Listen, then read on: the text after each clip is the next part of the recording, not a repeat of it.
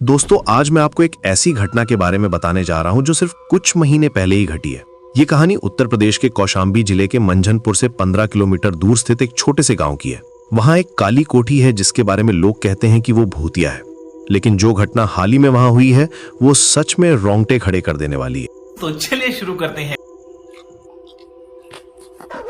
उत्तर प्रदेश के कौशाम्बी जिले के मंझनपुर से करीब 15 किलोमीटर दूर घने आम और पीपल के पेड़ों के बीच एक पुरानी हवेली खड़ी थी।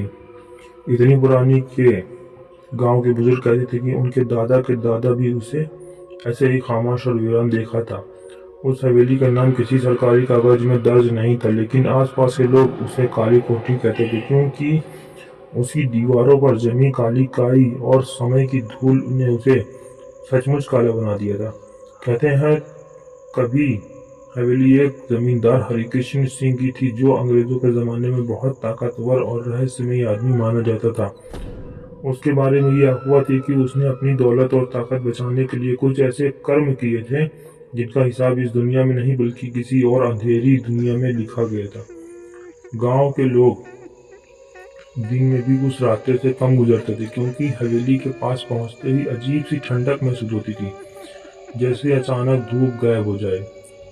पेड़ों की पत्तियां बिना हवा के हिलती थीं और कई बार लोगों ने दावा किया उन्होंने ऊपरी मंजिल की टूटी खिड़की में किसी सफेद साए को खड़े देखा है, लेकिन पास जाने पर वहां कुछ नहीं मिलता था। पुलिस भी कई बार आई।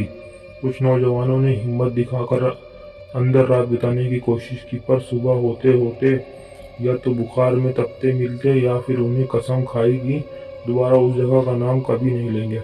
साल 2023 की बरसात में शहर से एक युवक आरव अपने 3 दोस्तों के साथ वहां पहुंचा। वे लोग यूट्यूब के रियल हॉन्टेड प्लेस की वीडियो बनाना चाहते थे। आरव को भूत प्रेत पर विश्वास नहीं था। वो हर चीज को साइंस से जोड़कर देखता था, लेकिन उसे ये नहीं पता था कि कुछ जगह सिर्फ दीवार और छत नहीं होती, ये यादों, दर्द, अधूरी चीखों से बनी होती हैं।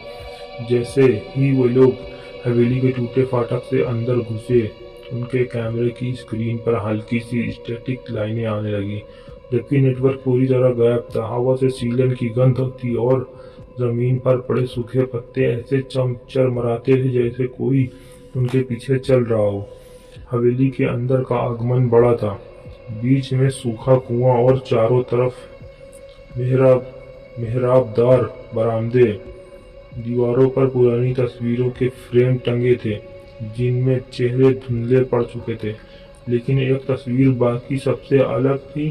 उसमें जमींदार हरिकृष्ण अपनी पत्नी और एक छोटी बच्ची के साथ खड़ा था। बच्ची की आंखें तस्वीर में भी असामान्य रूप से गहरी और उदास दिख रही थी। आरव ने मजाक में कहा, देखना यही बच्ची रात में आएगी। और जैसे ही उसने ये कहा, ऊपर की मंजिल से किसी भारी चीज के गिरने की आवाज आई। चारों दोस्त एक दूसरे को देखने लगे। उन्होंने सोचा कोई जानवर होगा, लेकिन जब वे सीढ़ियों से ऊपर गए तो वहां धूल में ताजा पैरों के निशान थे, छोटे नंगे पांव के, जो गलियारे के आखिरी कमरे तक जा रहे थे। दरवाजा आधा खुला था, अंदर अंधेरा था। आरव ने टॉर्च जलाई तो कमरे की दीवारों पर अजीब अजीब निशान बने थे, जैसे किसी ने नाखूनों से प्लास्टर खुरचा हो।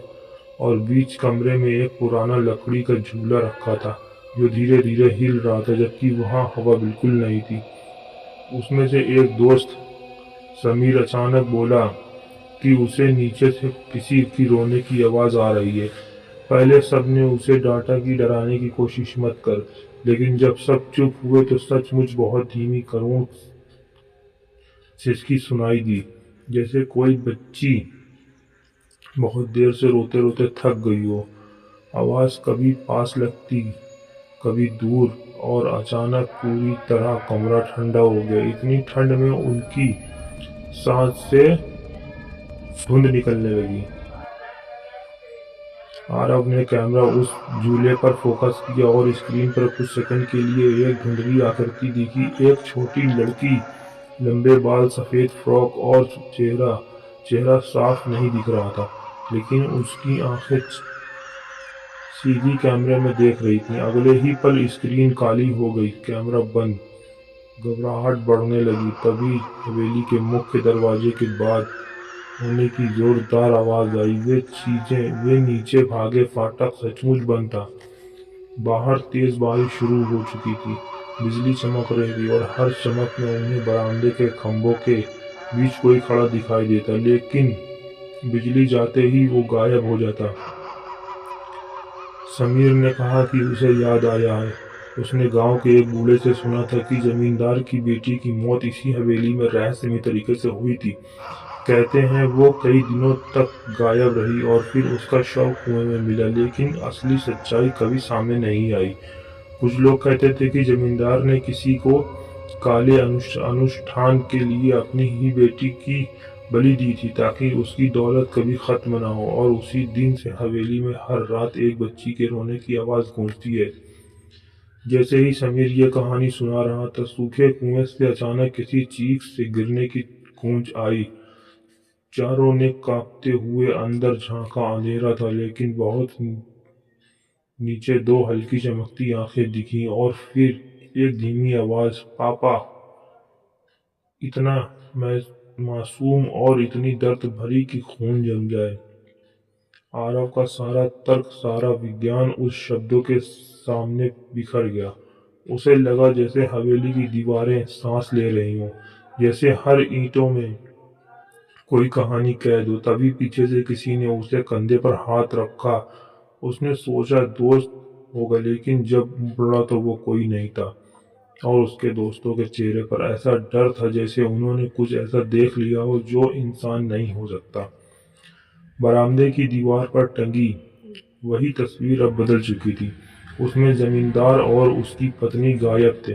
सिर्फ वो छोटी बच्ची खड़ी थी और उसके पीछे चार धुंधले साए, बिल्कुल आरव और उसके दोस्तों की तरह। अगली सुबह गांव वालों ने हवेली का फाटक खुला पाया। बारिश थम चुकी थी। आंगन में चार कैमरे टूटे पड़े थे, लेकिन चारों लड़के कहीं नहीं मिले। पुलिस ने तलाश की। कुएं को दोबारा खोदा गया। अंदर सिर्फ गीली मिट्टी और कुछ पुराने खिलौने मिले, पर दीवार पर एक ताजा खरोंच उभरी थी, जिसमें कांपते हाथों से लिखा था, हमें माफ कर दो। और आज भी शाम ढलती है और हवेली के ऊपर कौ चक्कर काटते हैं। कभी कभी ऊपरी खिड़की में चार साए खड़े दिखाई देते हैं और उनके बीच एक छोटी लड़की, जिनकी आंखों में अब आंसू नहीं बल्कि एक अजीब सी संतुष्टि चमकती है, जैसे आखिरकार उनके साथ खेलने के लिए नए दोस्त मिल गए हों। बरसों तक काली कोठी के आसपास सिर्फ अफवाहें घूमती रही, लेकिन 2025 की सर्दियों में जब मंजनपुर की तरफ नई सड़क बननी शुरू हुई, तो प्रशासन ने तय किया कि उस वीरान हवेली की जमीन का सर्वे किया जाए, क्योंकि नक्शे में वो जगह सरकारी रजिस्टर में विवादित संपत्ति के रूप से दर्ज की गई थी। टीम आई, इंजीनियर, पटवारी और दो पुलिस वाले। सबको पहले ही गांव वालों ने मना किया था, लेकिन सरकारी काम डर से नहीं हो सकता। सुबह का वक्त था, धूप हल्की थी और हवेली बाहर से उतनी ही खामोश दिख रही थी जितनी सालों से थी। बस फर्क इतना था कि ऊपर वाली टूटी खिड़की के पास अब कोई और भी गहरी हो चुकी थी। टीम के साथ एक नया लड़का भी था, आदिल, जो जमीन के पुराने रिकॉर्ड देखने का काम करता था। उसने मजाक में कहा कि यहाँ तो बढ़िया रिजॉर्ट बन सकता है, लेकिन जैसे ही वो फाटक के अंदर कदम रखता है, उसके हाथ में पकड़ा टैबलेट अचानक बंद हो जाता है। बाकी लोगों के मोबाइल में नेटवर्क चला जाता है, और अजीब बात यह कि बाहर सड़क पर खड़े मजदूरों को हवेली के अंदर का हिस्सा धुंधला सा दिखने लगता है, जैसे गर्मी में हवा कांपती हो। पटवारी ने पुराने कागज निकाले और बताया कि 1940 के बाद इस हवेली के नाम पर कोई उत्तराधिकारी नहीं मिला। जमींदार हरिकृष्ण सिंह की मौत को प्राकृतिक बनाया गया था, लेकिन उसकी पत्नी और बेटी का कोई आधिकारिक रिकॉर्ड नहीं था। आदिल को यह बात अजीब लगी। एक बच्ची का कोई मृत्यु प्रमाण पत्र नहीं, कोई दफन या अंतिम संस्कार का जिक्र नहीं, जैसे वे कभी अस्तित्व में ही नहीं रही है। वे लोग अंदर के आंगन तक पहुंचे तो सूखे कुएं के पास की एक मिट्टी थोड़ी धसी हुई थी।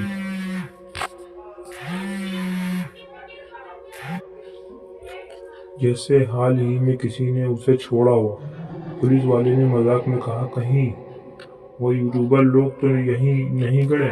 सब हल्का सा हंसे, लेकिन हंसी अधूरी रह गई, क्योंकि उसी समय हवेली के अंदर कहीं बहुत गहराई से एक धातु के घिसरने की आवाज आई, लंबी खिंचती हुई, जैसे कोई भारी चीज पत्थर पर रगड़ रहा हो। आदिल को ऊपर की मंजिल की ओर खिंचाव महसूस हुआ। वो अकेले ही सीढ़ियां चढ़ गया। सीढ़ियां अब और जर्जर थीं, लेकिन धूल में उसे फिर वही छोटे नंगे पांव के निशान दिखे, बिल्कुल ताजा, जैसे अभी अभी बने हों। उसका दिल तेज धड़कने लगा। फिर भी उसने खुद को समझाया कि शायद किसी बच्चे ने शरारत की हो, लेकिन इस वीरान जगह में बच्चा कहाँ से आएगा। ऊपर पहुंचकर उसने आखिरी कमरे का दरवाजा खोला। वही पुराना झूला, वही खरोंची हुई दीवार पर। इस बार दीवार पर कुछ नया था। 4 नाम अकेरे हुए, आरव, समीर, करण, विकास, और नीचे एक नया नाम आधा लिखा हुआ था, आदि। आदिल के हाथ से फाइल गिर गई। कमरे का तापमान अचानक गिर गया। उसकी सांस भारी होने लगी। तभी पीछे से बहुत धीमी आवाज आई, तुम रिकॉर्ड ढूंढ रहे हो। वो मुड़ा। दरवाजे पर एक छोटी लड़की खड़ी थी। सफेद फ्रॉक, बाल गीले, जैसे अभी कुएं से निकली हो। चेहरा साफ दिख रहा था, मासूम, लेकिन आंखें उम्र से कहीं ज्यादा पुरानी। आदिल बोल नहीं पाया। लड़की धीरे धीरे आगे बढ़ी और बोली, पापा ने कहा था कोई हमारा नाम नहीं लिखेगा, हम यहीं रहेंगे हमेशा। अचानक आदिल के दिमाग में एक झटका सा लगा। उसे महसूस हुआ जैसे कोई उसकी यादों में घुस रहा हो। उसे अपने बचपन की धुंधली तस्वीरें दिखने लगी। एक पुराना घर, कुआं, एक आदमी का सख्त चेहरा। क्या ये सिर्फ भ्रम था या कुछ और? नीचे आंगन में बाकी लोग उसे आवाज दे रहे थे, लेकिन उनकी आवाजें बहुत दूर से आती लगी, जैसे पानी के अंदर से सुनाई दे रही हो। लड़की ने अपना ठंडा हाथ आदिल के हथेली पर रखा और उसी पल से उसे दिखा 1940 की वो रात। जमींदार हरिकृष्ण किसी अजीब अनुष्ठान में बैठा था। दीवारों पर तेल के दिए जल रहे थे और वो अपनी ही बेटी को कुएं के पास ले जाता है। कहता है कि तू अमर होगी, हमारी दौलत की रखवाली करेगी। लेकिन बच्ची रोती है और फिर अंधेरा हो जाता है।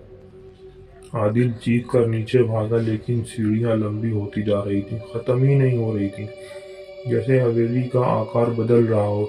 नीचे पहुंचकर उसने देखा कि पुलिस वालों और पटवारी स्थित खड़े हैं। उनकी आंखें खाली हैं, जैसे वे उसे देख नहीं पा रहे हैं। और फिर उसे समझ आया, शायद वो अब उनके साथ नहीं बल्कि हवेली के साथ है। बाहर मजदूरों ने देखा कि हवेली की ऊपर वाली खिड़की में एक नया साया खड़ा है। इस बार 5 आकृतियां, 4 युवक और एक नया आदमी, और उनके बीच वही छोटी लड़की। अगले दिन खबर फैली कि सर्वे टीम का एक सदस्य लापता है। बाकी लोग अजीब सदमे में थे। वे बस इतना कह पाए कि ऊपर गया था फिर वापस नहीं आया। लेकिन हवेली की दीवार पर अब जो ताज़ा खरोंच थी उसमें साफ लिखा था, रिकॉर्ड मिल गया। और आज जब भी कोई सरकारी कागज उस जमीन का जिक्र करता है, फाइल अपने आप गुम हो जाती है। डिजिटल रिकॉर्ड करप्ट हो जाते हैं और कभी कभी रात को तहसील के कंप्यूटर में एक नाम चमकता है, हरिकृष्ण सिंह, संपत्ति सुरक्षित है। काली कोठी अब सिर्फ खंडर नहीं बल्कि एक जीवित दस्तावेज है, जहां नाम मिटाए नहीं जाते, बस जोड़ दिए जाते हैं। आदिल के गायब होने के बाद प्रशासन ने आखिरी फैसला किया कि काली कोठी को गिरा दिया जाए। भूत प्रेत कुछ नहीं होता, जिलाधिकारी ने साफ कहा, यह सब अफवाह है। बुलडोजर, जेसीबी और पुलिस की बड़ी टीम एक ठंडी सुबह हवेली के बाहर खड़ी थी। गांव वाले दूर खड़े तमाशा देख रहे थे, कुछ डर में, कुछ उम्मीद में कि शायद आज वो अभिशाप खत्म हो जाएगा। जैसे ही पहली मशीन ने फाटक को धक्का दिया, लोहे की चरमराहट के साथ अचानक आसमान पर काले बादल गिर आए। मौसम विभाग ने उस दिन साफ मौसम बताया था, लेकिन हवेली के ऊपर हवा गोल गोल घूमने लगी। पेड़ों की डालियां नीचे झुक गईं और मजदूर के हाथ कांपने लगे। पहला वार हवेली की बाहरी दीवार पर किया गया। ईंटें टूटी, धूल उड़ी, लेकिन धूल के बीच कुछ ऐसा दिखा जिसने सबको जमा दिया। दीवार के अंदर से खोखली जगह निकली और उस खाली हिस्से में छोटे छोटे कंकाल जैसे ढांचे, जैसे दीवारों में कुछ दफन किया गया हो। भीड़ में सन्नाटा छा गया। पुलिस ने खुदाई रुकवाई, फॉरेंसिक टीम बुलाई गई। जैसे जैसे दीवारें तोड़ी गईं, अलग अलग हिस्सों से पुराने कपड़े, बच्चों के खिलौने और हड्डियों के टुकड़े निकलने लगे। गिनती बढ़ती गई, 1 नहीं, 2 नहीं, 7 छोटे कंकाल। गांव के सबसे बूढ़े आदमी ने कांपती आवाज में कहा, जमींदार की बेटी अकेली नहीं थी, उसने कई बच्चों को गायब किया था। कहा जाता था कि वे शहर पढ़ने गए हैं। सच धीरे धीरे खुल रहा था। हरि कृष्ण सिंह ने सिर्फ अपनी बेटी की नहीं बल्कि गांव के कई बच्चों की बलि दी थी। वो मानता था कि उनकी आत्माएं उसकी हवेली की दौलत की रखवाली करेंगी। उसने उन्हें दीवारों में चुनवा दिया था ताकि वे कभी बाहर न जा सके। लेकिन उसने एक गलती की, उसने उनकी आत्माओं को बांधा, मुक्त नहीं किया। जैसे ही आखिरी दीवार तोड़ी गई, अंदर एक छिपा हुआ कमरा मिला। बीच में वही सूखा कुआं जो असल में हवेली के नीचे तक जाता था, और उस कमरे की दीवार पर खून से लिखा एक वाक्य, हम खेलना चाहते हैं। अचानक पूरे परिसर में बच्चे की हंसी गूंज उठी, मासूम लेकिन डरावनी। बुलडोजर खुद ब खुद बंद हो गए। पुलिस के वायरलेस सेट से अजीब आवाजें आने लगी और हवेली की ऊपरी खिड़की में एक आखिरी बार वो लड़की दिखाई दी। इस बार उसके साथ बाकी साए भी थे, लेकिन इस बार उनके चेहरे उदास नहीं थे। जैसे ही फॉरेंसिक टीम ने सभी अवशेषों को सम्मान के साथ बाहर निकाला और अंतिम संस्कार की तैयारी की, हवा का दबाव अचानक हल्का हो गया। बादल हटने लगे और वर्षों से जमी बदबू की जगह मिट्टी की सामान्य खुशबू आने लगी। गांव के पंडित और मौलवी दोनों बुलाए गए। बिना किसी भेदभाव के सबने मिलकर उन बच्चों के लिए प्रार्थना की। पहली बार उनके नाम जोर से बोले गए। पहली बार उन्हें लापता नहीं बल्कि मिले हुए कहा गया। उसी रात आखिरी हवेली के टूटे हिस्से में रोशनी सी चमकी, जैसे कई छोटे छोटे दिए एक साथ जला दिए गए हों, और फिर सब शांत हो गया। अगली सुबह वहां सिर्फ मलबा था। कोई साया नहीं, कोई रोने की आवाज नहीं, कोई खरोच नहीं। कुछ महीने बाद उसी जगह एक छोटा सा स्मारक बना था, निर्दोष आत्माओं की स्मृति में। और अजीब बात कि ये उसके बनने के बाद उस इलाके में कभी कोई बच्चा रहस्यमय तरीके से गायब नहीं हुआ। लोग कहते हैं कुछ आत्माएं बदला